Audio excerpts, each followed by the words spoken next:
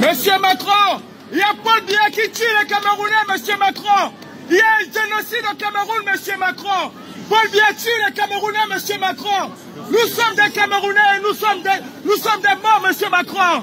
Monsieur Macron, s'il vous plaît, monsieur Macron, s'il vous plaît. Oui, monsieur Macron.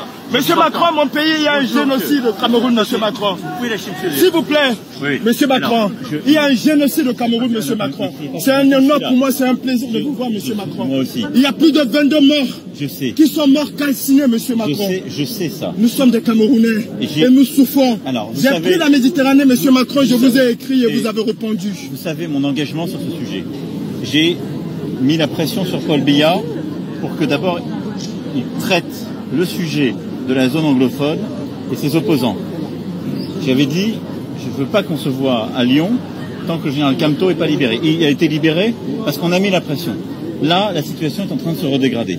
Je vais appeler la semaine prochaine le président Biya et on mettra le maximum de pression pour que cette situation cesse. Je suis totalement au courant et totalement impliqué sur les violences qui se passent au Cameroun et qui sont intolérables. Donc je voulais vraiment... je vous remercie. Je fais le maximum. Macron. Je vous remercie, monsieur Macron. Mais il y a plus de 12 000 morts aujourd'hui. Nous, les jeunes Camerounais, nous prenons la Méditerranée parce que nous avons à la tête de nos États des dictateurs. Monsieur Macron, la France est un État de droit. La France est un pays de droits de l'homme. Elle ne peut pas soutenir les dictateurs. L'Afrique a besoin du soutien de la France, monsieur Macron. Là-dessus, je le redirai clairement, je parlais à Jeune Afrique. Nous sommes très clairs. Simplement, la France, elle est toujours prise dans un rôle, si je puis dire, compliqué en Afrique. Nous sommes un État de droit, nous défendons l'État de droit partout. Mais quand en Afrique, un président français dit « tel dirigeant n'est pas démocratiquement élu », les Africains disent « mais de quoi venez-vous vous mêler? Vous n'avez pas à nous donner la leçon. » Donc moi, j'ai dit partout, je veux des dirigeants démocratiquement élus. Et là où ils ne sont pas démocratiquement élus, je travaillerai avec la société civile. Je mets la pression sur chacun et je travaille avec l'Union africaine et les organisations régionales pour mettre la pression. Quand le président Kabila était là, il y avait comme vous des opposants dans son pays. On a mis la pression, on a travaillé avec plusieurs autres présidents. On a réussi à ce qu'il y ait une alternance politique pour avoir le président Tshisekedi. Sur le président Biya, je lui ai dit, il doit rouvrir le jeu, il doit décentraliser, il doit libérer les opposants politiques, il doit faire respecter l'état de droit. Je mettrai tout ce qui est en mon pouvoir pour le faire, je veux vraiment que vous le sachiez.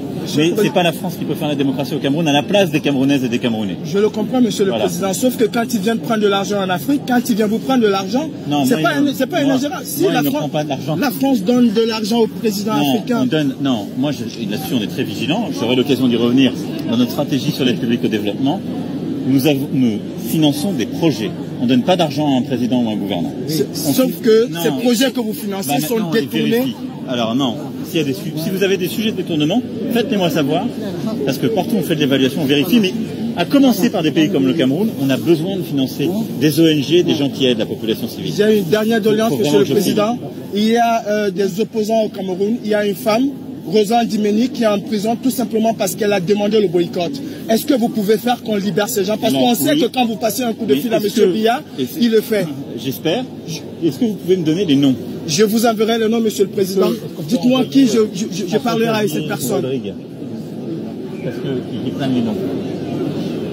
Rosa Ndimeni, Mamadou Mota. Mais si je vous dis oui, je vais les oublier. Je ne vais pas vous mentir. D'accord, monsieur le président. Je préfère qu'il y ait quelqu'un qui les note. D'accord, monsieur le président. Et qui les donne à mon conseiller africain. Je suis juste un activiste. Je suis un activiste. J'ai pris la Méditerranée pour venir en France. La France est un état de droit et ne peut pas supporter ce genre de choses. Très bien. Oui, pardon. Monsieur va vous donner des noms qu'il faut me donner à Franck Paris pour mon appel à Biya. Merci, monsieur. Merci, monsieur. Merci. Merci, monsieur le président. C'était Bonjour. Bonjour à vous. Voilà. Comment allez-vous, madame? On continue. Vous allez bien? Oui. Bonjour, madame. Pardon. Comment vous voulez qu'on fasse? Vous faites un mail avec ces noms? Oui, ça vous va? Oui, monsieur. Vous arrivez à le faire rapidement? Oui, je peux vous faire le mail, mais demain, je prends le temps de répertorier. Je vous donne ma carte. Merci, monsieur. Mon mail est là. Merci, monsieur. Merci beaucoup. Merci.